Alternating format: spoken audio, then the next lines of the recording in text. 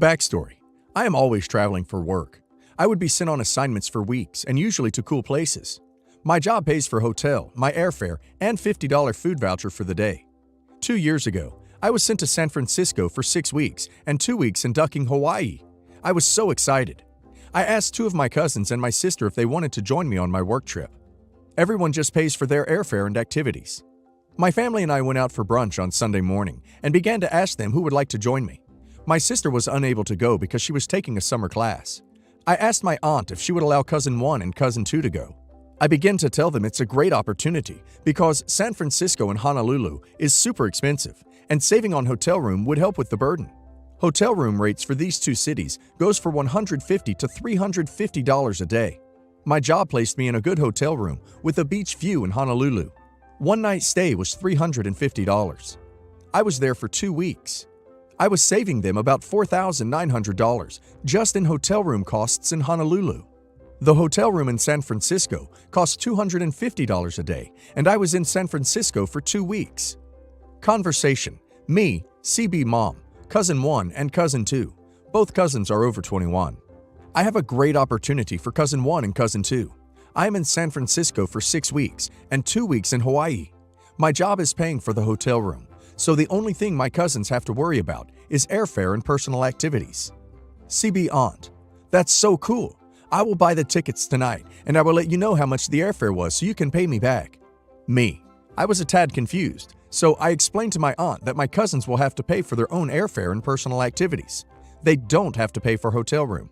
CB aunt: Wait, you want cousin 1 and 2 to pay for their own airfare? Why can't you pay for their airfare and stuff? You are working. Me: Cousin 1 and 2 is also working and making money. At the same time, they were in summer vacation, and they were able to take time off easily because they both worked at their school library at their colleges. Aunt: Cousin 1 and 2 are not paying. They have to go free. My mom steps in the conversation to save me. Mom: This really is a good opportunity because your kids are going to save about $2,000, maybe even $3,000 because my daughter is saving them the hotel room cost. Me, trying to help still. I can help cousin 1 and 2 get airfare discounts through my company, and I won't mind sharing my food voucher with them. It's $50, but I bet we can live on sandwiches. CB aunt: Why can't you ask your company to pay for their airfare? Me: Because cousin 1 and 2 are not employees. CB aunt, in a nasty attitude: Well, if you want your cousins to go, you will have to pay for their airfare, meals, and personal activities. If you want company, that's the price you will pay. You are robbing them for a good experience. You are a greedy person who needs to learn how to share. Her last remark really hurt me. A week before I left on my trip, I asked them one last time. My aunt kept saying I was robbing them from the best experience of their lives because I was refusing to pay. My mom joined me on my trip, and using company discount, I was able to find a round-trip flight for $500 for her. My mom paid for her own flight. We both split the food voucher. I would work from 6 a.m. to 1 p.m. on Monday to Thursday on this particular work trip, which made it easier to work and travel. Mom spent about $1,000 on a 2-week trip to Hawaii, and she doesn't regret it. My job doesn't really care if I bring company, as long as it doesn't interfere with my job performance. That is really crappy of them. I'd have literally jumped at the chance to go somewhere new, or for an adventure at an almost heavily discounted price. Like what? $1,000 for a 9-week holiday, essentially? I'd be like, sign me the duck up. And if possible, can we find cheap airfare? But if not, totally understandable. I don't know. Your aunt sounds like a massive jerk, and your cousins are kind of silly for not wanting a super awesome holiday for almost nothing. Wow, I'm surprised your cousins didn't just say duck it and pay for the tickets. I mean, the only thing I can see is they are afraid of what your aunt can do to them and their stuff if they choose to say, whatever, it's ducking Hawaii.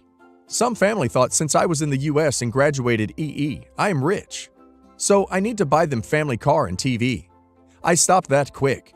I remember my mom saying since I'm the oldest of all my cousins, I'm technically supposed to be the next head after her father since her oldest brother has passed. So to shut them up, and they know I wouldn't force them to, but as head of the house, I would be given the family home. I would have the power to kick them all out. They are supposed to gift me after having graduated university. I only got a congrats card, etc. But yeah, sounds like it sucks, especially for your two cousins. I wouldn't doubt they resent your aunt more than you. This happened years ago when my husband and I lived on a military base, and I ran an in-home daycare that was regulated through Child and Youth Services, CYS.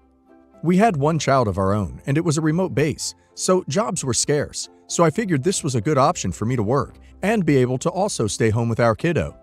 The daycare spots were a shortage, and that meant I was full and even had a wait list. This also meant I could kind of pick and choose the kids I had in my care. For the most part, I had great kids and decent parents. I even became friends with one of the sets of parents, and that was my mistake. This mom, let's call her Karen, seemed to be normal, not entitled, when we first met. She even had her family over for barbecues on a couple weekends, and things were good. During the time of having daycare open, I became pregnant with our second child. I have issues with headaches, and when I am pregnant, they get so much worse. Karen began asking me to babysit after hours for free, as friends, for her. I agreed once in exchange for her watching our son once in return, and she agreed. I watched Karen's kids, and she never followed through and watched ours. After that, Karen frequently asked me to allow her kids to stay late and not get charged, and also she would ask me to babysit after hours for free, and each time I would say no, and I used my headaches as a reason. Karen actually said, "You can't use being pregnant as an excuse forever." I said no, not forever, but for about 9 months. And it was about this time I knew I would not be able to keep running my daycare after a couple months because of the high-risk nature of my pregnancy. I started by informing the CYS and then put a letter together for the parents, and I gave them 2 months' notice to find care. This was an additional 30 days over and above what is required in the contract. I wanted to be fair, and I knew it might be hard to find care. I was also releasing them from their contracts as soon as they could find care. They did not need to give me notice. I handed out the letters at pickup that day. Karen waited till the other parents left and tore up her letter with a smile. "Karen, will you throw this away for me?" Me: "Sure, but you did get the gist, right?" Karen: "Yeah, you are closing your daycare because you're pregnant and don't want to deal with all those other people." Me: "No, I'm closing because I have a high-risk pregnancy and my doctor says I shouldn't be chasing after all the kids, and I will have lots of appointments." Karen: "Yeah, but you can still watch K1 and K2 for me. And since you won't be a full daycare, you can do it for a lot cheaper." Me: "Karen, I am closing my daycare." Karen: "Okay, but at least you can watch my kids for free while I find daycare and be my backup care." Me: "No, I'm sorry, Karen, I'm not doing that." Karen: "This is ridiculous. Women get pregnant all the time, and you already have to watch your son. You can totally watch my 2 kids too. Or are you telling me you can't watch your son either?"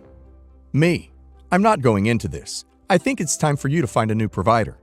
Karen: "Fine, but I don't think I should have to pay you while I look." Me: "You have to pay or I will stop watching your kids."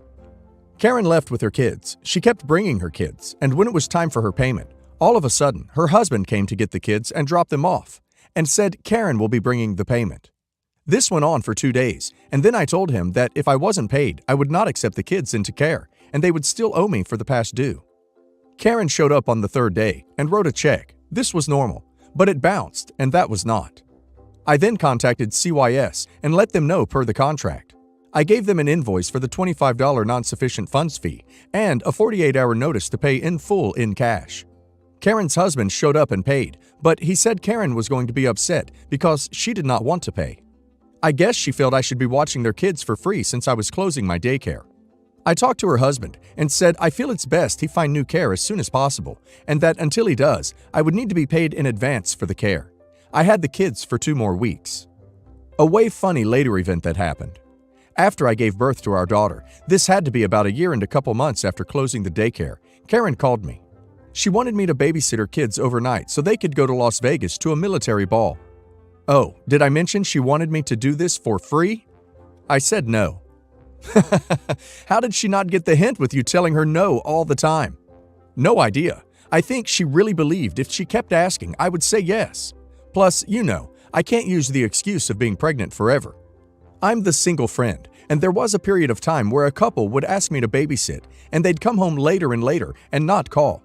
Then the pay got smaller. Finally, they got pissed because I wouldn't babysit on my birthday, so they could go to someone else's party. That was the end of that, and I no longer babysit for anyone. Give people an inch. This story happened many years ago. While we were in the military, we moved frequently, and at one base in particular, we lived in a condo-style house. lines of homes that have one or two walls that are connected to each other. I mention the type of house because it shows how close we were to our neighbors. We did have our own driveway, but they were for single cars, and we were right next to our neighbors. This base was a warm location where we should have had air conditioning, but we did not. We were enlisted and lived in older houses, and only newer enlisted and officer housing had AC. The reason I mention this is because I would leave my front door open and just have the screen door closed, so we could get crosswind to cool the house. This should have not been a big deal, right? Wrong. Our neighbors that was connected to our left like to come over and borrow things. Our neighbor, or choosing beggar, will be referred to as CB moving forward, would come over, and at the beginning she would knock and she would ask for things such as a cup of sugar or milk. Then, as time progressed, CB would knock and just walk in, and at this point she still asked for stuff. To be honest, this didn't really bother me too bad because it wasn't too frequent. And then, all of a sudden, it changed, and CB stopped knocking altogether and began just walking in. I did say something keeping it light in hopes that it would work. I knew we were going to be neighbors for a while, and it would be bad to have a bad relationship between neighbors. Back then, I had a lot of anxiety about having negative interactions with people. Then, CB became pregnant, and her entitlement all of a sudden knew no bounds. CB would not only walk into my house, she would go into my fridge or freezer and grab whatever she wanted.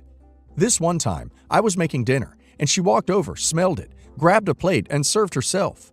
I said something to the effect of, "I am making that for my husband," and CB responded that she is only taking a little and there will be plenty for him.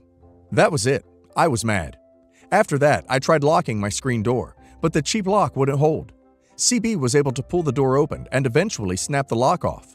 I finally said screw it and started shutting my actual door, which sucked because it was hot and no AC. But it was better than dealing with her every day. I thought that would work, but she started going through our back door and coming through our screen door. Oh, did I mention that her husband was like 3 ranks higher than mine was, and she was seriously taking from us when they could afford way more? Anyway, this went on while CB was pregnant. Finally, after CB had her baby, CB started asking for even more. She wanted my husband to come kill bugs when her husband wasn't home. She asked me to do things she could easily do for herself, like go to the grocery store. The final straw was she woke me up at 2 a.m., saying, "So cold," and mumbling. I seriously thought something was wrong with her baby. I got up, woke my husband up, let him know, and ran over to her house. And I do mean ran. I ran into her house, door was unlocked, and CB was laying on the couch. She wasn't feeling good. She wanted me to get her a blanket from her upstairs closet. I finally lost my crap and told her I thought something was wrong with her baby. It was over, and I told her, "CB, you are not to walk into our house without permission, and you are not to ask my husband for anything anymore. The only way it is ever okay to call me in the middle of the night ever again is because you need 911. CB just looked at me and said something about, "Since I am here, can I get the blanket?" and that I am being a horrible neighbor. I walked out of the house, went home, and went to bed. Moving forward, CB scowled at me every time she saw me and pointed at me and talked about me to her husband and other neighbors, who told me later. CB's husband got orders and they finally moved. I was so happy because she made it uncomfortable being at my own home till she did. Duck? I ducking hate military wives who think they wear their husband's rank. I am an officer, but I will never allow my wife, to be determined, to think that she is ever above anyone else. Spouses are spouses, period. I agree. It is funny because I am a veteran and was a spouse, so I had both sides. And I will say I appreciate you being an officer, understanding that for your future wife. It sucks when officer wives talk down to you because you are an enlisted spouse. Not sure if you are aware, but that is really commonplace. For some reason, a lot of officer spouses act better than enlisted. I actually had a good friend who was married to an officer, and then her second marriage to enlisted, and she told me how the officer wives used to talk.